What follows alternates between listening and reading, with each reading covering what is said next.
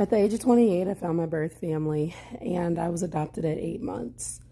When you're adopted, sometimes you feel as though you don't connect to those around you. I mean, you wonder about your genealogy.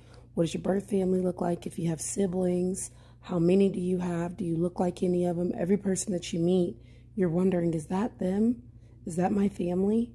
But I can tell you what I learned. I'm extremely grateful for my mom and dad who adopted me and who raised me.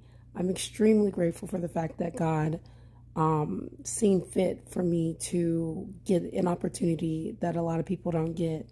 Although adoption is not uncommon, it's also not an extremely common thing that happens in every household, especially not legal adoptions by strangers. So I'm extremely grateful that I was adopted, but it took me to find my birth family to realize why I was grateful. When someone is missing out of your life, we tend to fantasize about them. We tend to believe that they are going to be grandiose or something amazing. And even when you get to know, you know, for me, when I got to know my birth family, it was like, wow, our voices sound alike. We think alike. We process alike. There's a lot of things that was amazing and that was super similar. But at the same time, I got to learn about nature versus nurture firsthand. And what I learned is that I am a very lucky person. I'm an extremely lucky person. If you guys are wondering how I found my birth family, I knew my birth mother has a unique name, and so I utilized that, and I mixed that with Ancestry.com, and I reached out to some of the distant cousins that were on there, along with a little bit of Google. I found what I thought.